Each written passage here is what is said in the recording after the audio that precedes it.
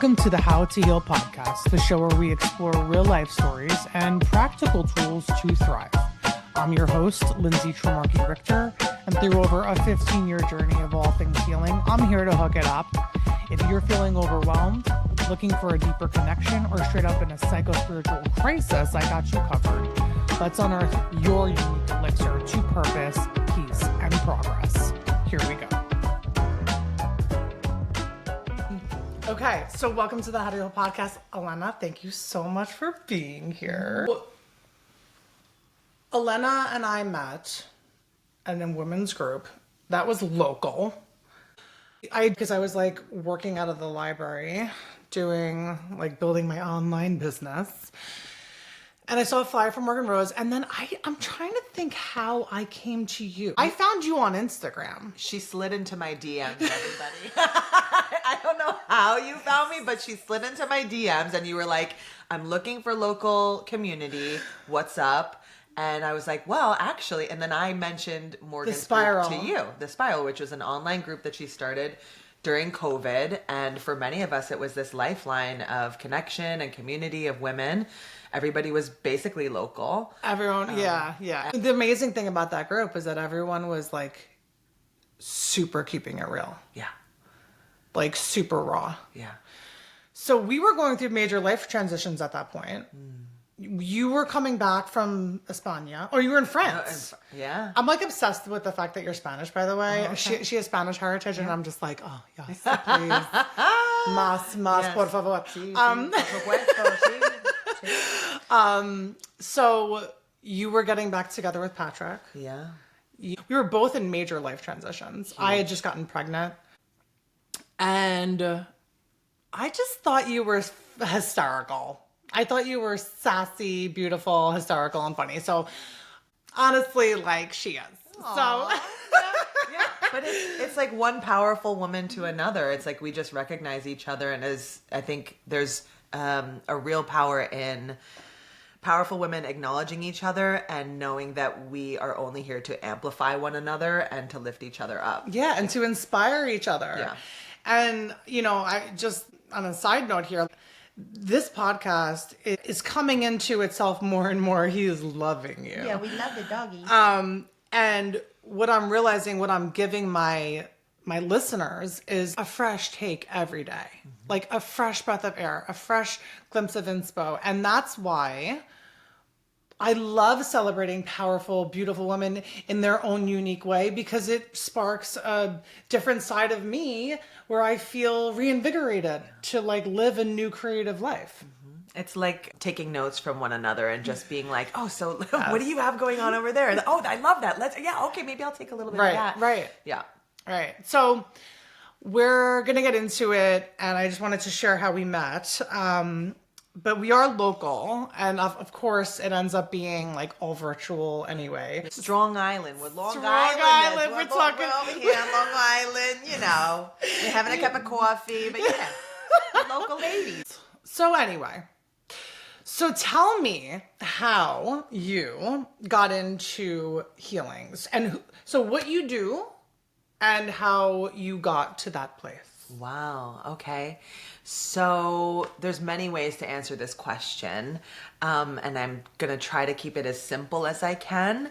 I help people move through really challenging life transitions, specifically grief, and in any way that presents itself, to become a more embodied, joyful version of themselves. And the tools I use are yoga, meditation, and more specifically, shamanism. So I'm a shamanic practitioner, and so we go into the spirit world. I'm in connection with my clients.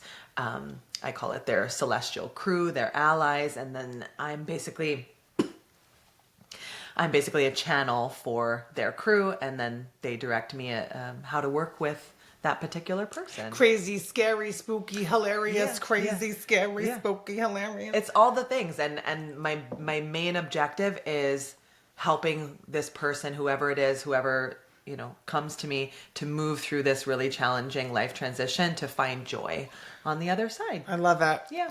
I'm gonna ask you some nitty-gritty questions. Ask the nitty-gritty. But first I want you to share sort of the backstory and how you got into healing. Mm-hmm. Yeah. Okay. Because I feel like we're not necessarily born, I don't know, maybe we are. I think. But like, you know what I mean? Like, I do. As aware of it, or Yes. as like directing our energy towards it and exploring it and really honing our craft. For sure. I mean, I think every single one of us has the capability to develop all of these abilities. Yeah, absolutely. It's just about turning them on and also really having the courage to allow yourself to turn them on, because it can be really scary when they get turned on. But I mean, it can be, no, I don't know. It wasn't like sexy for me. It was like pretty free. I was like, cool. So I'm going crazy.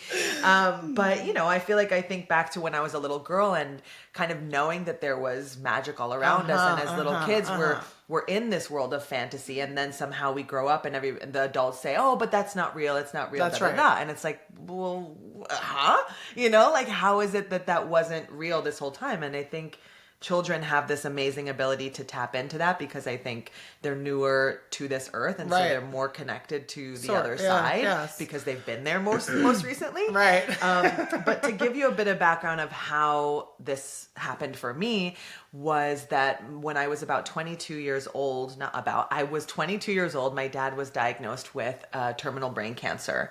And so when he was diagnosed, I was living in the house with him and my mom. I had just graduated college. I was teaching yoga. I had just gotten my yoga teacher training certification. Right. I was doing stand-up comedy in the city. I'm a character comedian. My training is in comedy, acting. I have a BFA in acting. So that was like my whole life, was like teach yoga during the day and then go to New York City and perform at night.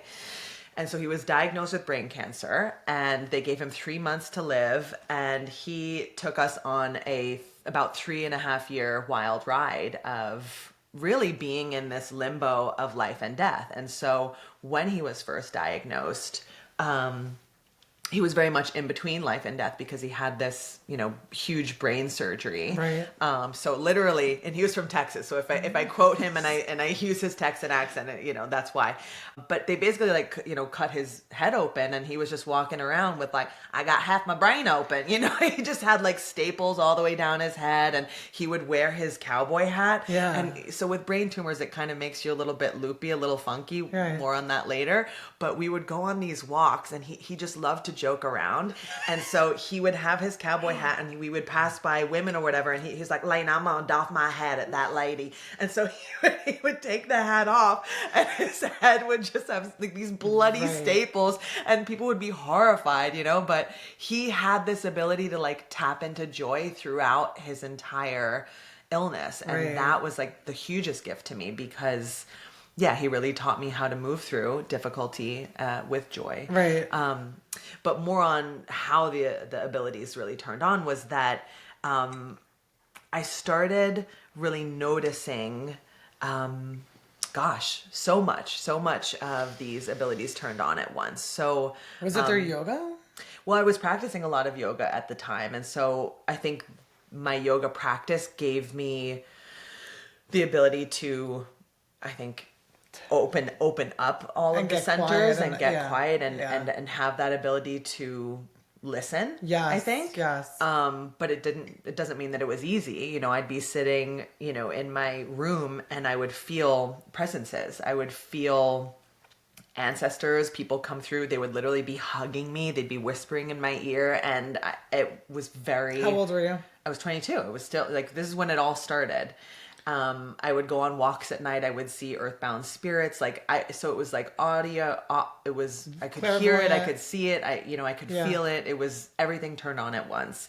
I could feel all of the, and however people want to interpret this is up to them. I don't really attach to the word angel, but I could feel and I could sense there were 3 angels surrounding my father and being with us at this time. And they were huge. They were massive. Yeah. And I was whoa. And I was like, but my family I wasn't raised with a specific religion. Right. My family's not spiritual, religious. I would say most of them are I don't want to say atheist, but definitely not Agnostic. into any of this. Yeah. Agnostic would be it. Yeah. And so I had to it's been an interesting journey of treading carefully with how I speak about these things, especially in the beginning, because, I couldn't just go to my family and be like, by the way, there's 3 enormous angels. Are they in the room now? Yes, they're here right now, So that took me on this whole journey of honing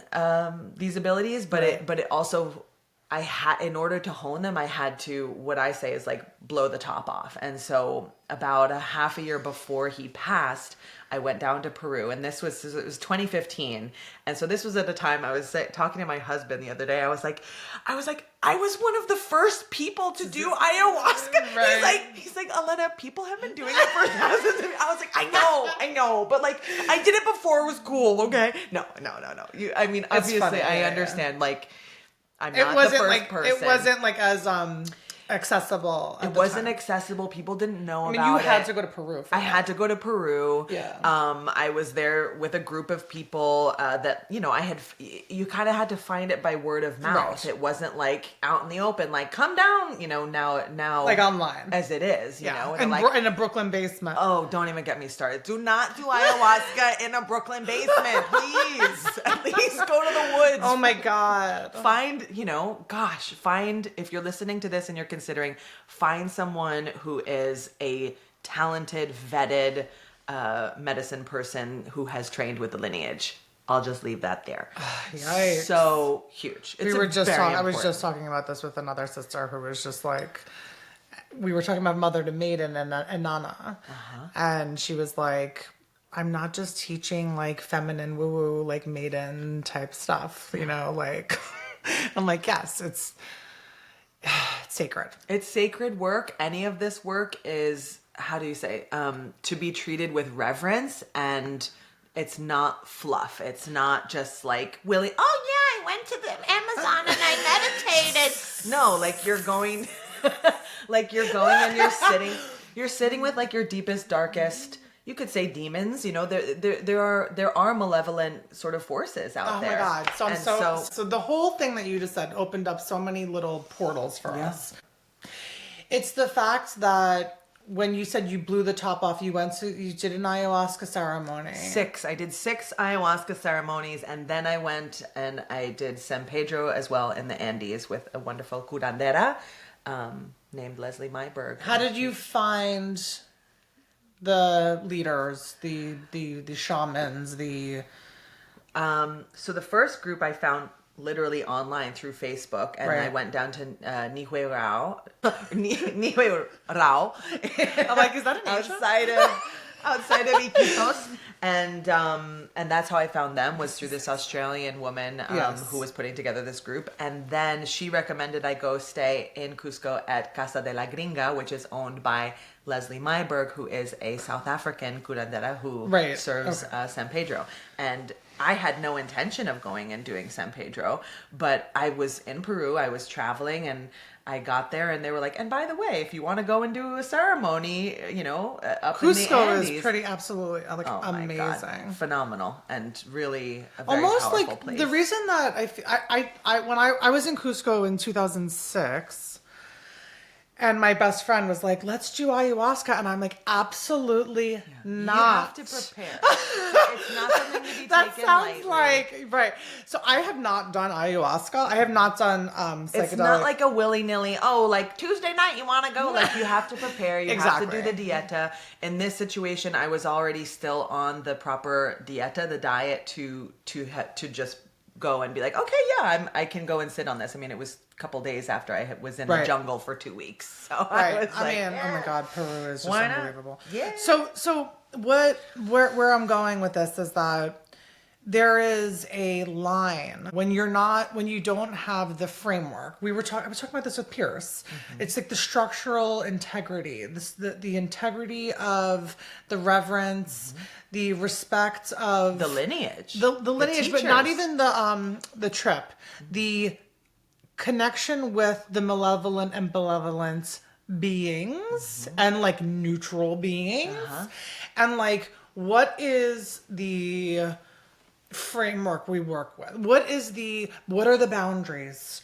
How do we know when if there's like a malevolent being who's, how do we know what we're dealing with? And I think it's a little bit more, it almost feels a little bit more clear cut in the spirit world as more than it is in the real world. In real life. Yeah. That was going to be my question. Are we talking about real life humans? No, or are we're talking about in the spirit world. We're talking about the spirit world. Yeah. How do you draw the line? Do you just send malevolence to the light? Do you say like, thank you, no thank you?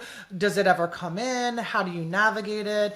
And that's a great question. So dear listener, if you're listening to this and you're like, I might be in a haunted house, I'm not sure, oh my God. So it's really important to practice discernment. So I say everybody has the ability to sense these things. So if you walk into a space and you're like, something's not right here, I feel that there's something here, you have to practice discernment. So for me as a practitioner, if somebody were to come to me and be like, listen, I think my house is haunted, can you help me out? I'd be like, okay, so that's a case for psychopomp work, where I'm being asked, I'm being invited to help this soul cross over, as you said, send them to the light. But it takes work. And the truth is, if I walk into a space and I sense, they're not always malevolent earththbound spirits. Yeah, they're not always low energy. They're kind of like beings. Yeah, they're kind of curious. They're kind of pains in the ass. The slackers.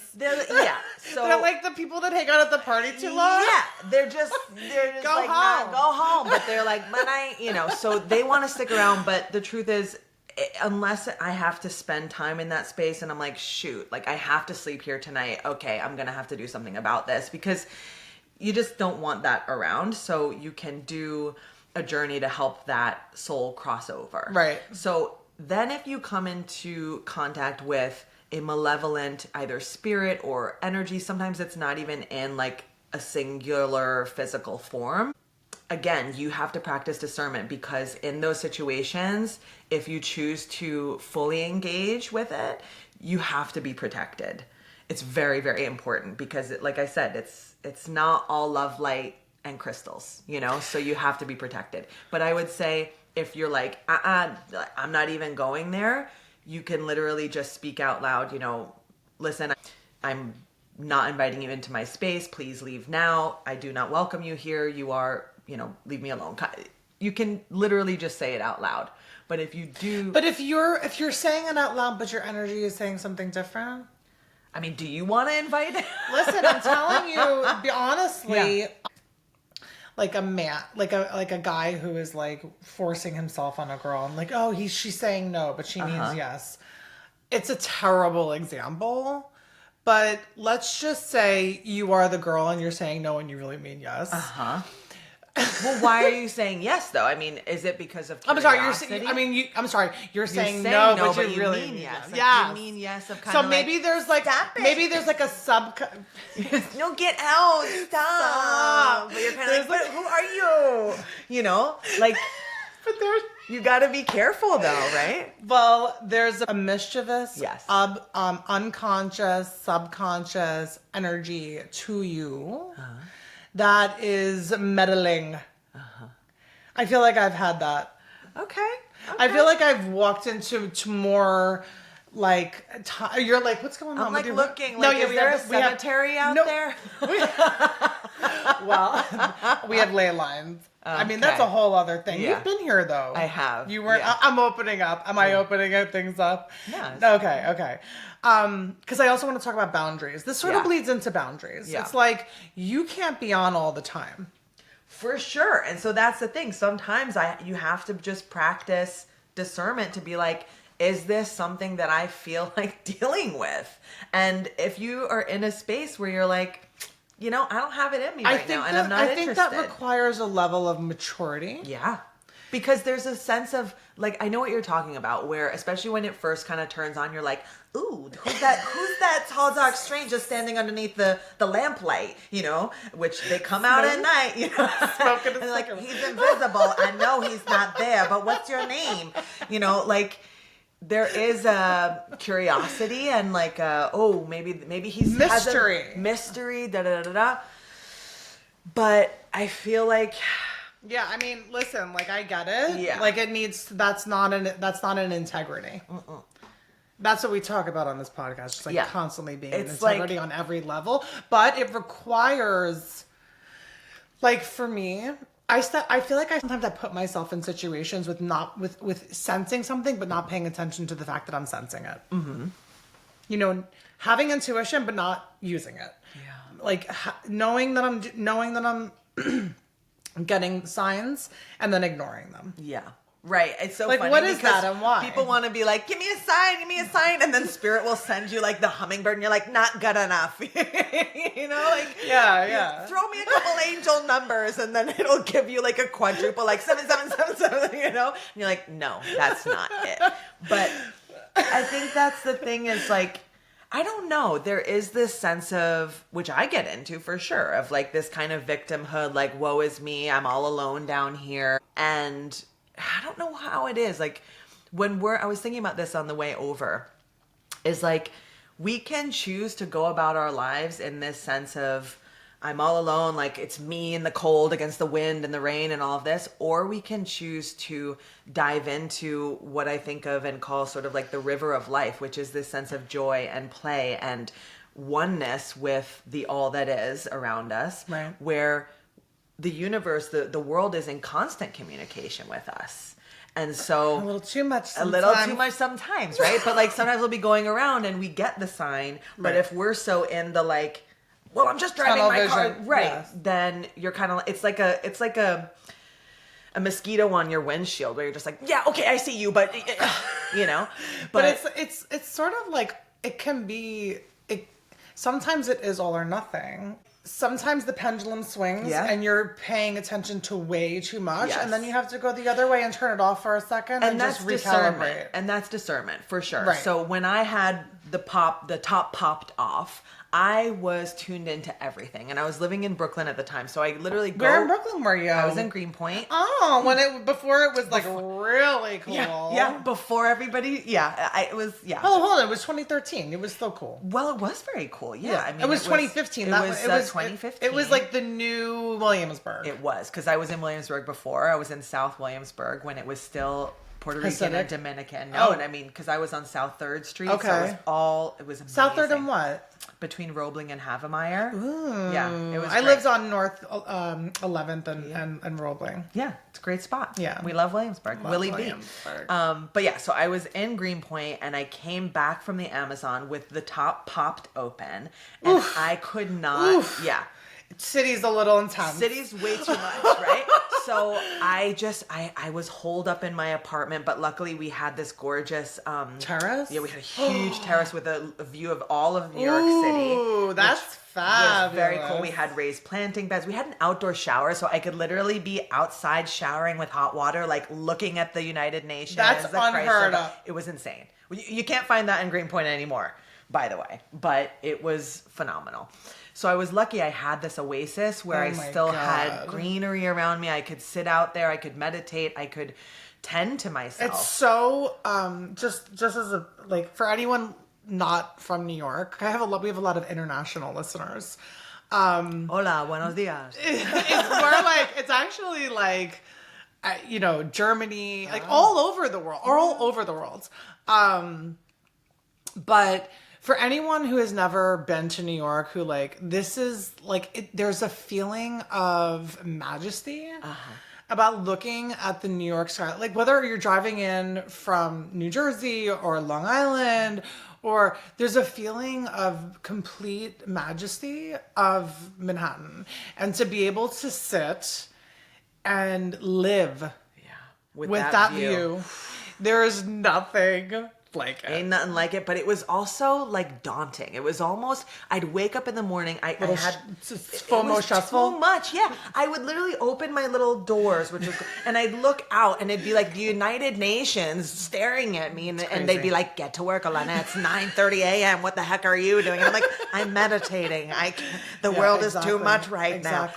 So it was a huge like juxtaposition of being I love that. Next to I love that this, hub. the whole story. And then I just was literally sitting in my room surrounded by plants, meditating. Like a gnome. I was in the hermit mode because, and this is what I was leading into is that when I had the top popped off, I couldn't walk down the street or sit on the subway without getting way too much information.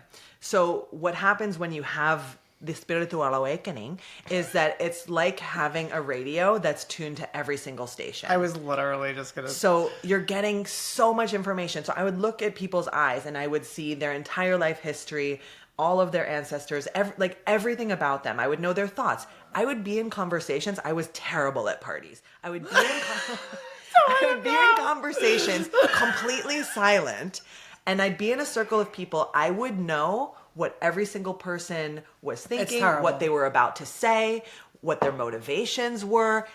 Not fun. It's too much information, and it makes being out in the world also weird because you're the weird person, but then it's not always useful information. So that's where the discernment, closing it down. That's, oh my God, so cool that you just said that point, because that's where your unconscious stuff that you haven't worked on, or that is not, maybe that you're not even aware, obviously it's unconscious, you're not aware of it, bleeds into what you are picking up on.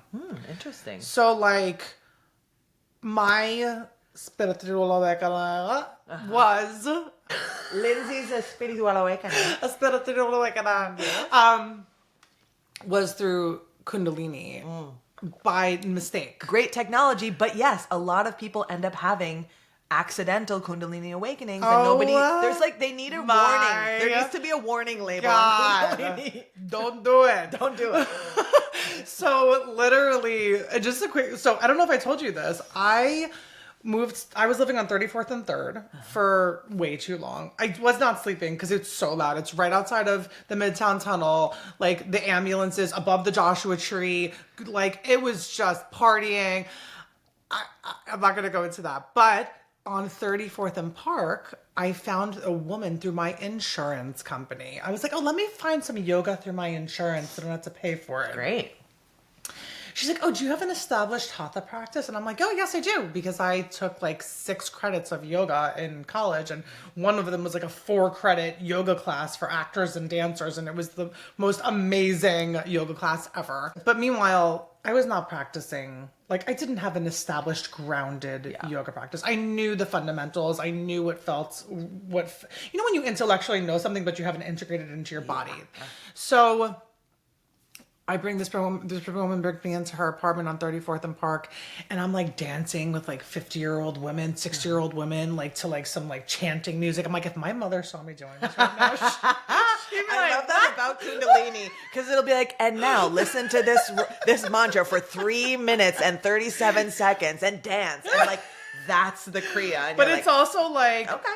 But it's also like very disciplined. Yeah. So because I am so structured and disciplined in the way I function in the world, I was holding the mudra, doing the breath, holding the posture, and it was just boom. Yeah. It was way too much. Yeah. But instead of knowing that I was doing that, I just thought, I mean, no one around me I didn't even know it was related to that. So, I mean, I did, but I didn't. So that was my spiritual awakening. But when you're describing it, it's the same thing. It's the same thing. And in 2006, no one was knew talking about it. So Yeah. I'm like looking for all these books. Yes. I found like a book about like Kundalini awakening. I'm like, oh my God, this is about, and then I opened it up and I'm like, this doesn't say not this. it. Yes. Like what am I need to be justified in this. I need to be validated. And you know. Well, so when I was going through that on my Greenpoint apartment floor, there weren't resources out there. So I was scouring because I really thought I was going crazy.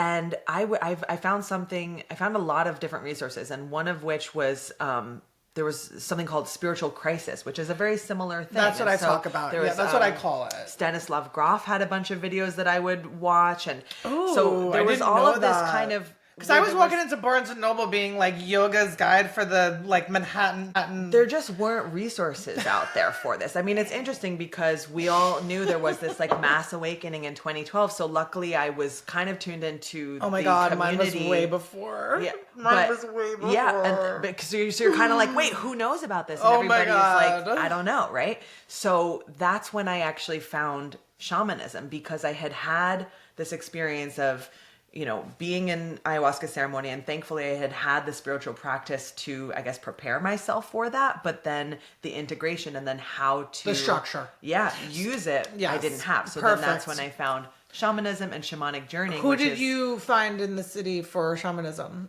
So that's the thing. At the time, I didn't find an actual person. I found books. I found Sandra Ingerman, who's a phenomenal teacher.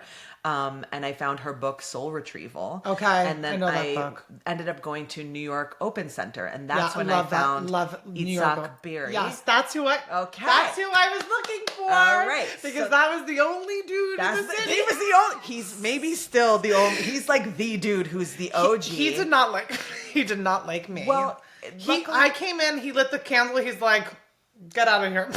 Wait, really?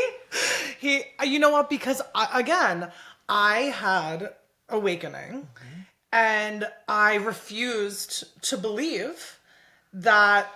Listen, I didn't refuse to believe, but I had to function in the real world. Yeah. So I had to go to corporate, and I had to do the things that I was doing. I was actually probably at that time, I was like finishing graduate school, but it was just at the time where I was like going to a lot of different healers. I went to the Shivanand ashram in the Bahamas. I saw like a Vedic astrologer, and I really started to like get into it. I remember we were going on like vacation right after that, and I saw him the night before, and I went to his place. I feel like he was in Soho or something. West Village. So that's his own place, right? You went to his house? You went to his spot, or he was teaching somewhere? No, I went to his spot. Okay, because you can go and like do... He lit a candle and he's like, bitch. Wait, why did he kick you out? What? He didn't kick me out, but I just could tell he was not impressed. And did you want him to be like, I'm really spiritual, I'm having an awakening? I wanted him to be like, I see you. I wanted him to hold the space for me and not just do the shamanship, because like, I feel like I am a shaman. Like, I have not trained myself in shamanism in this life. Yeah.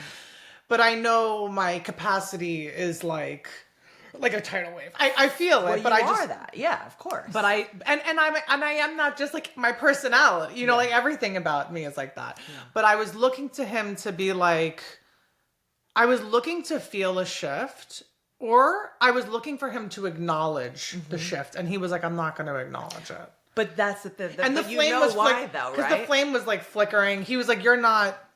I mean, listen, usually when you light the candle and the flame is still, it means that your energy is clean, right? I mean, tell me, like, do we know about the flame? Like, we know about the flame, but the flame, that's fire. That's grandfather fire. He's a very intelligent being, and I wouldn't put any hard and fast rules on what I also saw him more than once. Yeah. I went to a circle with him I think it was at the Open Center, or somewhere near the Open Center. It was like a drum circle. Yeah. I'd say he's a little more old school. Like he's old school shamanism, where he's in the practices, he's doing the work. But perhaps in that moment, he felt, this is me just guessing, he perhaps felt that your ego wanted to be like, that's right. See, right? So, like I said, he's old school. He's like, that's the thing about it, is like within the world of shamanism, there are how do you say? Flashy? Yeah. Trendy healers? The who want all the smoke and the yes. And listen, it can be that, but I don't do the work that I do for the showmanship of it, for the flashiness. Look at all my crystals. Look at my hat. Look at my, like that ain't it. Right. And I learned that the hard way, because especially, I lived in Bali. I was in Australia. Like there's a lot of spiritual showmanship. And I call them trendy healers. Yeah, like I thought for a minute I had to be that. But then you go to these old school healers. So I eventually studied, I studied with him, and then I found my teacher, Jan Lucier, who studied under Sandra Ingerman and also knows Itzhak. And she's also like old school, and she has all of her practices, but she's not there for the flashy. Yeah. But I want to ask you a question here, because now I'm honing in. Okay.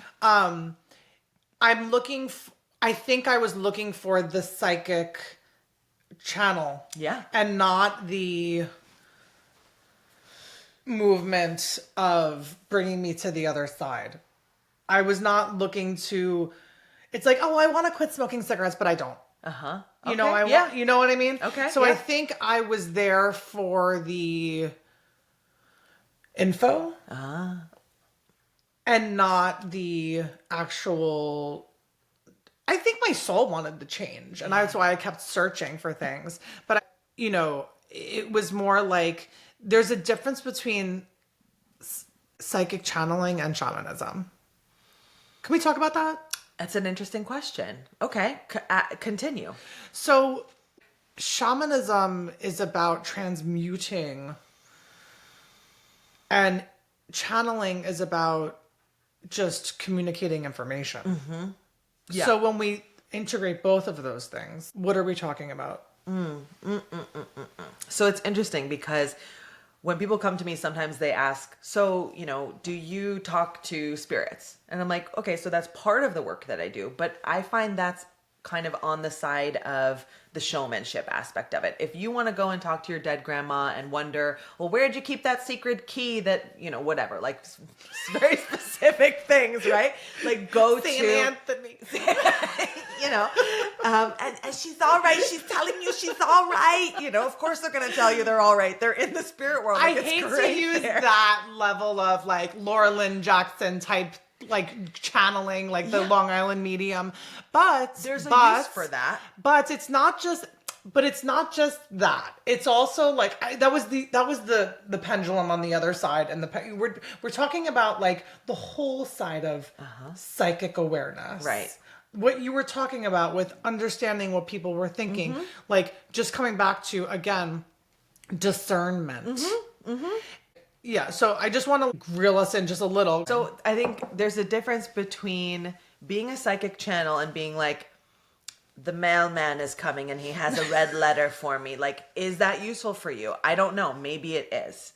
Maybe it is. For some people, that can be useful. But I'd say the reason I love shamanism and working within the spirit world is that then you can kind of sort through the information that's coming in. It's like integrating it. It's integrating, but it's also being like, okay, so when I'm in a session with somebody, there are the ancestors there, but there's a lot of them too. So, you know, do I need to stop and be like, okay, there's Aunt Susie, there's Uncle John, Right. It's not important because the information that's coming in specifically for that person is like a morph. like a grouping of knowledge and information, and that can also it's not necessarily just from the ancestors. It's from animal allies. It's from nature. It's from that person's actual cellular memory and their own bodies and their own energetic space. So to me, it's like psychic channeling is like, it's short-sighted. in a sense, because it's like, okay, so you can get all the information, but what are you going to do with that? And how is that then affecting you personally? How's that affecting your relationships? How are you going to use that? Oh my what God. makes it useful? Yeah, this is like the heart. It's the juice. This is the juice. So- Because we can read the tarot, we can go to a psychic, we can have our Akasha record reading, but like, and what do we want? What do you want? What are you, because spirit is always going to be like, I mean, this is a different topic, but it's always going to be like pushing you to more Yes. and more. But we're living in a human experience. Yes. So you want to keep blowing up your life, walking walking on the landmines again and again and again, the bear traps, because I'm like spiritually curious. Yeah.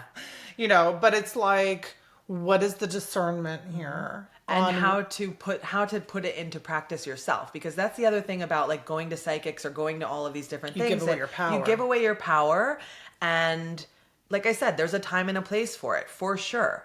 But the reason I love the work that I do is that then information is given to me that then I'm able to turn to the person and be like, here are some practices. Now you can take this home. You can do this yourself. I'm not the guru. I'm not the person who's like, you know, up on the pedestal. So that's and that's exactly what I was thinking when you were using that analogy of going into someone's home who they think is haunted. My house is from 1941. We cut down a lot of trees. We cut down about 40 trees without permission. You know, my husband like doesn't know this stuff. Got to talk to the trees before you cut them down. I remember like sitting in the backyard and I like decorated all. I mean, I did my own thing. Like I was kind of like half aware. Like yes, but no, yes, but no, that energy. Not really, but just like not standing in my power of, sweetheart, we need to, like, this is how we're going to implement the structure here. Because between people and relationships, there are power dynamics, and especially between men and women, between husband and wife, between girlfriend and girlfriend, wife and wife, husband and husband. There are different dynamics that as we grow spiritually, we have to bring our energy, like, before we can intellectually know it, but we have to actually integrate it and bring our energy there. Yes. And own it. And it's like, for me, incorporating, like, having this awakening, pushing it down, being like, I know that I'm not crazy. I know that this was like, some of it was paranoia, but some of it was like, a lot of it was just like, half of it was true. Let's just say half of it was true, because it was so much. It's a lot and that's the thing about when you receive psychic information, is there's a big difference between information and anxiety, and sometimes, and it's very hard to discern. Yes, because when you're getting information like that, it's not all good information. Right. And sometimes it can be fear. Sometimes it can be, well, should I walk over that bridge? Did I just get a message? Is it not? My God, And girl. then you drive yourself crazy. And then you're cool. Right? So sometimes you gotta... And you're second guessing yourself. Right. And that's why on this podcast, I teach about integrity. Yeah. And it's not about just doing right or wrong. It's feeling. Yes. It's feeling it's the good. Gnosis. It's like, what'd you say? Gnosis. Gnosis, like, right? It's knowing that you are making the right step. And if you don't know the right step, you stand still. No matter who is looking at you, why they're looking at you, you just stand still for a second. Yeah. And you don't just go with the flow to be cool or to appease. And that requires strength, and that requires hard decisions and honesty. So, but being in that spiritual awakening, and then also being in this whole other, on the other, there's the pendulum, and then on this side is like corporate America. Right. Lindsay in corporate. It was very challenging to find out who I really was. Just as like, we attribute meaning, we attribute meaning to a lot of things because we have this human experience, and we're like, but like, I want this. I don't want this to die. I want this to be special. I want this to be aligned with the stars. I want this to be divine. I don't want it to be coming from the corporate Lindsay. I want it to be coming from the other, and it's like, but it's not how it works. And when I initially thought of you to bring you on, I'm like, let's really talk about that dichotomy. Like, let's talk about the black and the white. You can't have one without the other. It's like, we have to function in the worlds, and we have to go to the party and be able to talk and turn it off, and when do we turn it? But then we that's turn it the off? question, right? Is so once if you've had your awakening, dear listener, it's important to spend time in the stillness to understand what's coming through and how to turn it on, how to turn it off. Yeah. And so for me, that was about 7 years. I mean, honestly, it's still going on for me. And it still goes on continuously because you go through waves. And you get access to more information. I recently became a mother. Like, that's another huge, yes. Talk about blowing the top off. God. and having a second one, like, you think you're like, it happens all again. Yeah. It happens all again. Yeah. So once you've honed your gifts and abilities. Yes. You can then begin to walk around the world where you mostly have the top on. Like, I imagine, and it really is helpful if you're going through it, wear hats, wear scarves, like, cover your energy centers, cover your wrists, like, keep yourself kind of... I love this. I love these tips. In a compartment. Wear hats. Wear hats, like, cover things up. Yeah, a lot of people wear the scarves. And there's a reason why in spiritual practices, why you wear hats, why in Kundalini they wear the turban. Like, you got to keep it kind of locked in. The yarmulke. Right? The yarmulke, exactly. So there's a reason for those. After you've really honed that, and there's definitely situations, for example, if you're going into a hospital, if you're going into places where there's like a lot of energetic spiritual activity, on an airplane, like these kinds of things where you got to like lock it in. So I always wear a hat, wear a scarf, like make sure my wrists are covered. But you get to a point where you're able to walk around the world and just be you in your body and have the ability to acknowledge and know when your inner oracle is speaking, because it's loud and it doesn't come from the place of anxiety that lives really in like the upper head, and it's in this like, but what if it's in this like, you couldn't have even make it up if you tried. It's in your body. It's down. It's deep. It's calm. It's calm. It's calm. And it's not frantic. It's not scary. Scared either. Yeah, it's I mean, it could be scary information, but it's not. But you're not scared by the information coming up. Precisely. Right. And so you brought up actually your relationship with your husband, right. and in your being in touch with the trees, the land, and everything of how your land was speaking to you. And so it's interesting because I have this wonderful husband, Patrick, and he has his own spiritual awareness. I want to say it's on Patrick, if you're listening to this, we have our different gifts, right? And I'm so blessed that when my oracle speaks, and like you were saying, we have to go about our daily lives. We have a baby, like we're doing all the things, right? And that's what gives us power. Like we have to tend to the mundane in order to get more spiritually strong. It's chop wood, carry water, That's right? That's right. But as you're chopping wood and carrying water, sometimes there's like a bump bump and there's a knowing. So, and I trust that I have to check in and I have to go, okay, is this important enough to speak out loud? Is there something I need to do about this? Yes, that. Right? That. And so sometimes I have to go, okay. That's that's discernment. Because sometimes, so for example, like, this is a funny one, but when we conceived our daughter,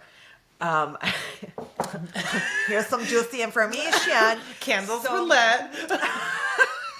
It was in the back of the car. It was in the back of Cusa. We love Cusa. So when we conceived our daughter, his grandfather came to me right here. The spirit of his grandfather came to me like face to face. And we were still like in an intimate moment. Okay. And so his grandfather came to me and he said to me, you are now carrying the next generation of the Reardon line. And I have like chills all over my head and on my in my body. But in that moment, we're in an intimate moment. I'm not going to be like, by the way, sweetheart. Not today. Not right now. Not today. I was like, first of all, excuse you. But I was also like, okay, and is this information that feels useful to speak out loud in this moment? And in that moment, it wasn't useful because, again, it wasn't useful in that moment to speak. Then later, when I was pregnant, I told Patrick, I was like, by the way, your grandfather came and told me. And it was literally in that moment. Right. So, I think also if we think about discernment, that's one very black and white way to look at it. But like sometimes we have to understand, like just to break it down a little bit more, like what we want to get out of saying what we're going to say, not just being heard or recognized or seen, but like, okay, I have this information. It's not fully baked. Right. In that moment, I was like, it doesn't need to be spoken out loud because it was almost like a secret, almost like this is for just me right now. And right. when it comes out, then it will be truth. Right. But I wanted to give you another example of what do I want to have happen from speaking this out loud? So there have been many situations where, specifically when I'm with my husband, I mean, this will happen when information comes in with people, right? But again, practice discernment. Will the people around me be able to receive this? And what do I need from the people around me? You know, how do I want them to respond to this information? Like, what do I need help, or is this something I can handle on my own? So, example. My beloved husband and I, we love going on hikes. We go all over. We hike outside. You heard the little one too is like not even, she's like a year old. She's like on the... The baby hikes too. We're a family. She's got a little stick. She's cute. a cutie.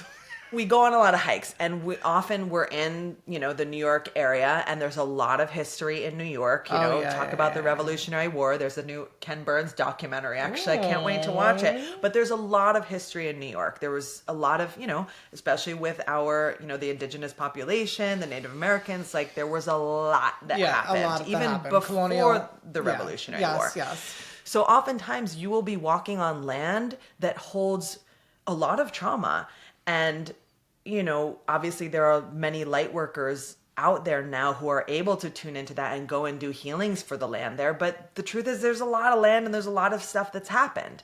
So Oh, yes. Keep going. Keep going. there have been times where we'll be walking and we just pick a trail. We don't know where we're going necessarily, but we pick a trail, we're walking, and I will get a knowing. I will get a very, very clear knowing that something has happened on this land.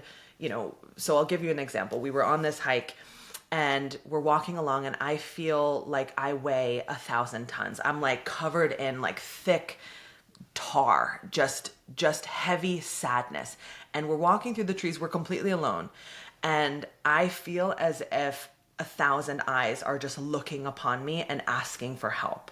So this was one of these situations where there was so much spiritual heavy lifting that needed to be done for this land that I wasn't able to do at that time.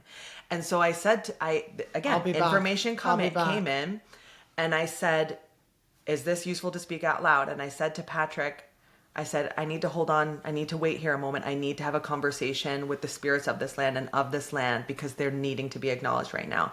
And this is most important, ladies and gentlemen, he trusted my oracle. So he has also this knowing that when information comes in, he trusts it because of the way that I say it, present it to him. And so in that moment, I spoke it out loud because I also needed his protection. And my man, we love him. He just happens to have a stick of sage and a Palo Santo just in his bag. He's always prepared. My man, he always has his tools. He always has his little knife. I remember he came to the house. He had like a freaking switchblade. Yeah. Yes. My husband's like, who is this guy? Who is this guy with the knife? But he's always got a blade on it, so don't mess with him. But he also has the sage and the Palo Santo. So he literally lights it. He's, putting it all around as I'm sitting there in prayer, crying. Tears are falling to the earth.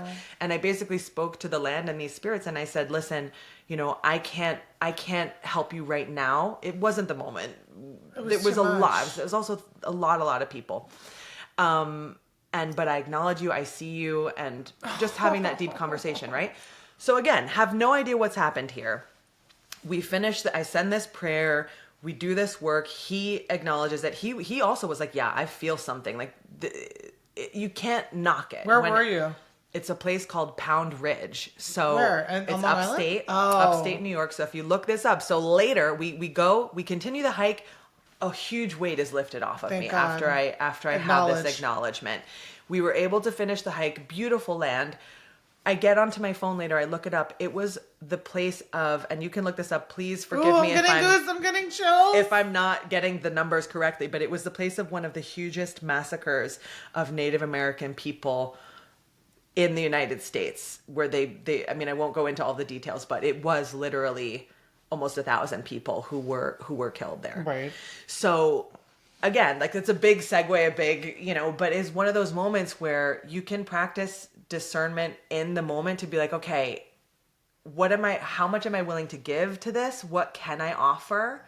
And is this useful to me? So in that situation, it would have been to me disrespectful and also really hard to continue to walk on that land without having that moment. Right. So I want to and without having that protection from Patrick, who was just holding it down and like making the circle of sage and of smoke. So that's unbelievable.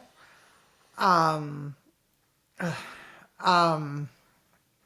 want to tell us a little quick story on we went for dinner with my daughter's birthday last weekend. We went to see Wicked too. And we went to Sweet Mandarin, which I've never been there. I haven't been there since the 80s. It's in Glen Cove. And I still have a sensation. I feel like I'm walking in the real world and then the spirit worlds, and I'm like really like I'm not going to. It probably would behoove me to go and learn a modality that I could just translate everything, or go do ayahuasca, or do something. But that's the definition of shamanism, is a person who has the ability to straddle both the physical world and the spiritual world. So I'm still like learning how to do it because I get a lot of different sensations. One sensation that I get, and I think I've mentioned this on the podcast, is like I get ear sensations. And if it's a left ear sensation, it's typically like very obnoxious and painful and annoying. And if it's a right ear situation, it's kind of like a little too happy. You know, a little too heavy, a little too light. And that has morphed over time because I'm able to just sort of like clear it if I need to clear it. If it's like, it's too much. Like I'm not, like I'm sitting there with whoever it is and it's coming up. It's like not the time to be like, I'm getting a left ear around you. What's going on here? So, you know, we're sitting at the restaurant and I'm like looking around. I'm like, who just came in? Yeah. And I said it to the table because it's like, but you know what's funny? They're like, no, they're like my husband and his sister, who are just not this at all, are like, no, his sister goes, no, I hear what you're saying. It's like a weird, and my husband's like, yeah, it's like the weird HVAC thing. So I'm like, I literally would have just thought that it was energy like that. That's of someone coming in to the, because when sometimes some people come in, I'm like, I need to calibrate to their energy. For sure. So, but they validated that I wasn't, they were like, oh, we see what you're saying. And I feel like that little message was, and whether it was received this way consciously or or not from them, it was like, oh, so maybe she does get like sensations that are actually like really physical to her, that are like, that's what it sounds like. Right. So it's just fun. It's just another situation that actually was the opposite of like, it wasn't a real person, like energy coming in. It was actually like a physical thing in the room. Yeah. But it was almost like, it felt like almost like I was teaching in that moment what it means to pay attention on that level. Right. You know what I mean? Yeah. I don't know. I mean, maybe I'm overthinking it, but, and just Elena, like, I keep wanting to come back to this house, and I think we're sitting on this property. I have to come back to this house. For sure. This house has a lot of energy, history, so awareness. The house was only owned by 2 families. And listen, you have healers come to the house. They're telling, oh, this is this, and this is the previous owner was this, and this and that. I haven't shown you the basement, have I?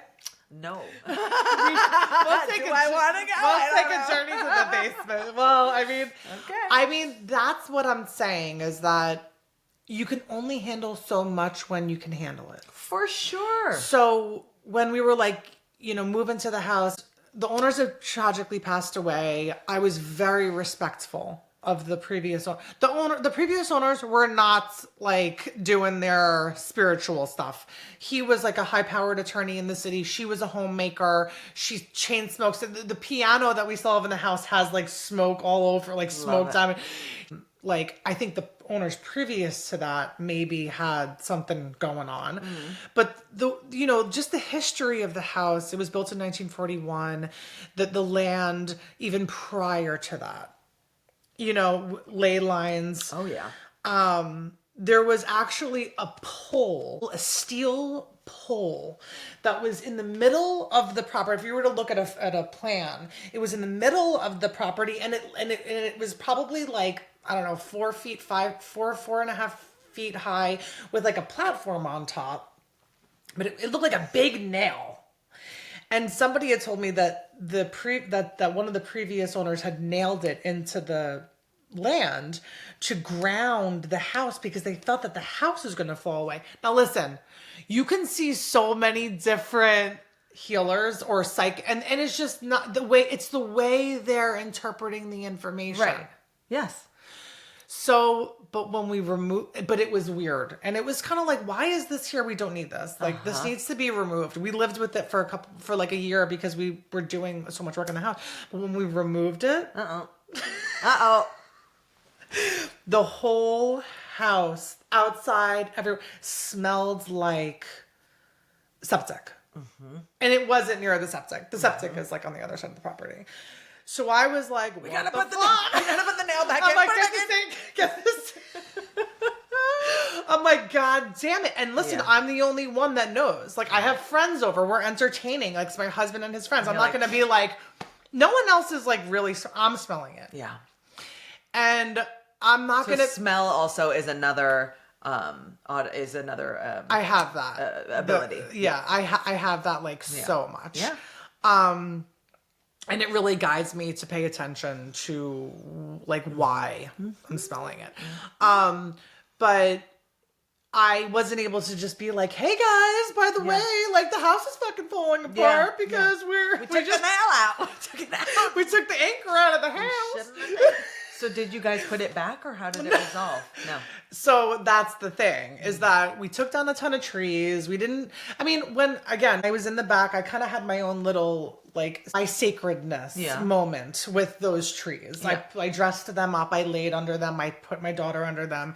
There were a lot of dead trees on the property. Right. And we moved a lot of dirt. And listen, we moved dirt. We had the septics in there. I'm out there with the sage stick being like, okay, it's okay. We're going to just like acknowledge this hole here and just like bless it. And like I move it and I'm here with you, like through this transition. Like I see it. But like I'm not that advanced, or like I don't hold the power, or I don't have the information, and you know what I'm saying. And that's where like this podcast is just like, I hope is valuable to people who are maybe not going through spiritual awakening or just looking to get into their bodies. Because we literally are taken away so much by this, whatever, I should call it the corporate grind for dramatic purposes, or like the matrix or whatever you want to call it. And it's like, no, you have to function this way to get the results in this way. But then we're like learning this whole other way to rejuvenate ourselves. That's unspoken, that people don't talk about. That, you know, you have someone come into corporate and they're like, you have like a motivational speaker and you're like, oh my God, I feel so alive all of a sudden. You know, like that's kind of what I'm trying to bring to the audience, but also showing you like, this is the energy work. This is the healing. This is the other side of it that, you know, like is taboo and, you know, but we must integrate, and we are integrating whether we like it or not. And that's the thing is, I think you don't have to overthink it as well. So that's what's really coming to mind for me too. So if you're listening to this and you're like, this sounds totally crazy, me, you know, Lindsay. like there's a lot of information here. I think it can be, because obviously it's great to develop your intuition so that you have that ability to tune in, receive information, all of this. But if you're like, I don't even know what you're where talking to about. begin. Right. I think it's about just having little ways of acknowledging the all that is. And so what comes to mind is this word, sacred reciprocity. Right. There it is. That's it's sacred reciprocity, y'all. Okay.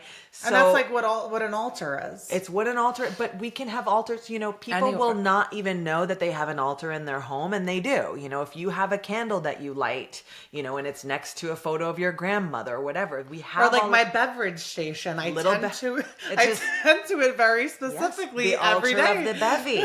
Right? So we have all of these little things, these little rituals that we do that we might not even be aware of, but we're all humans living and walking around and being on this earth. And I think it's about finding these little ways, these little acknowledgements of the spaces that you're in. Even if, for example, you're moving into a new home or apartment, it doesn't have to be this huge ritual and getting out all the crystals and listen, you can do that for sure. But even just having a moment, you know, I love KonMari. Do you know? No. Or Marie Kondo. Why do you call her that? Because I just think of KonMari's method to... of course. The art of tidying Kondo. up. I talk about her all the time on this. The art of tidying up. So if you ever watch her show, when she's brought into people's homes, now she's not going in like, I'm a woo-woo witch, I'm a witch, by the way, but she kind of is in the best way. Right. Because she goes into people's homes and she first gets down on her knees and she bows to the home and she acknowledges the spirit of that home. Right. And so it doesn't mean you have to get down there and be in meditation and be like, okay, okay, so this is this owner of the, do you see it comes back to how much information is useful? Do I need to talk to the dead lady who, was, right? And sometimes you do, maybe you do. Well, right? But in certain moments you can just be like, let me just acknowledge this space. Let me say thank you to all of the people who tended this space, and let me introduce myself. Let me let this land, this home know my intention. Right. It can be super simple. You can go about it in 5 minutes. Make it useful.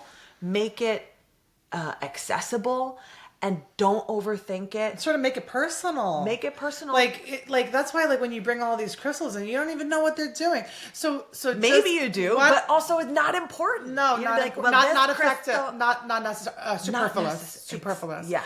So, one last story about the house. So, when I moved in, I knew that the woman had died in a tragic way. So I knew that we needed to acknowledge. I knew that she was still floating around.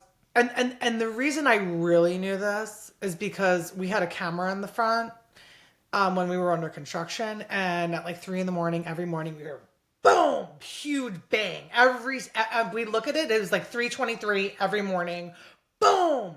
And I was like, I don't have time for this, girl. I'm like, I just have a newborn. I can't deal with this. Like, I can't deal with any hauntings right now. I actually called a woman that I took a class in at the Omega Institute through channeling. I'm like, is my house haunted? She's like, no, it's not, but you have to like clean up a little bit. So that's what I did. Yeah. I came in the house with respect and reverence for the fact that she needed to be held she needed to be ushered out gently. So I took the window treatments down. First, I let the house go. It was like I did it piece by piece. I cleaned out all the windows. I blew in, cigarette butts are flowing out of the windows. I did it piece by piece. And I still am doing it piece by piece because the land is just so intense. Yeah. So my little one is like, the scary room. Meanwhile, the shutters are like falling apart in front of the one room where it's like, it was like the new addition to the house, the newest addition to the house. But it's like the energy in that room, I don't know why it is the way it is, but it's like, what am I going to do about it right now? Like, you can't tend to everything all at once, but you have to tend to it in a way that is authentic to you. Yeah. So I could literally turn it in a moment. And it's almost like when you procrastinate and you do something so easy and you're like, oh, that was it. Why did all I had to do. Why did I wait so long? But it was actually required for you to wait that long to actually shift it so easily. Right. And also, like you were saying in the beginning, sometimes you're kind of like, yeah, but I kind of like that we have the scary room. Or, I used to work at a yoga studio that there was like a guy, an earthbound spirit in the basement, and he would just be there with me late at night until finally I was like, you know what, this is getting weird. This is not a healthy relationship. Yeah. I was like, all right, let's do so. Yeah. At least I wasn't alone there at night. But yeah. So anyway, this conversation I thought was very fun. I love where we went, how we got there. And I hope that for the listeners, they're gonna get more out of the shamanistic, sort of ritualistic, and how that plays into reality and our everyday life, and how we can really take that knowing, that science, that modality, and integrate it into the corporate world, or just giving us a little bit of a fresh perspective, a fresh take, some new inspiration on hey, this exists, it excites me, and there's so much more to learn within myself, because it's not, again, about learning how to do something for the sake of learning how to do something. It's about integrating into your knowing what you know and feel to be true, and holding the integrity of, this feels right. I'm not doing it because I'm being told to do it. I'm using discernment in how I move forward. Yes. Yeah. Don't overthink it. We all have the ability to tune into these things, use what's useful, leave what isn't. And it's all just a really beautiful, it's a beautiful life. And so I think no matter whatever you do choose to implement from what we've spoken about, check in with yourself. Notice how you feel. Notice how it feels when you maybe even just like acknowledge the people who grew the coffee beans that are in your coffee cup. Like little moments of acknowledgement and remembering that we're all, again, in this sea of joy, of life, of the all that is, that's all around us. Yeah. Awesome. Yeah. All right. Well, thank you so much for coming on. You're so welcome. And I'm going to give you a little, you guys are not going to be privy to the little tour of the house before we leave. I want to show you the basement, the cauldron. Can I give a little, let's check out the cauldron. Can I let people know? Oh my God, of course, where they can find you. Yes, absolutely. So, dear listener, you can check me out on Instagram. My handle is at Elena Box, ElenaBox. You can check out my website, elenabox.com. There's a lot more information about my services, what I do. I do Zoom sessions, one-on-one sessions, workshops, all the good stuff. And you can go onto Amazon and order your very own copy of my book. My book is called Grieve Outside the Box, and it's just a practical toolkit and guide for anybody who is either going through their own dying experience or helping a loved one going through their dying experience or grief experience. Yeah. Awesome. Thank you so much.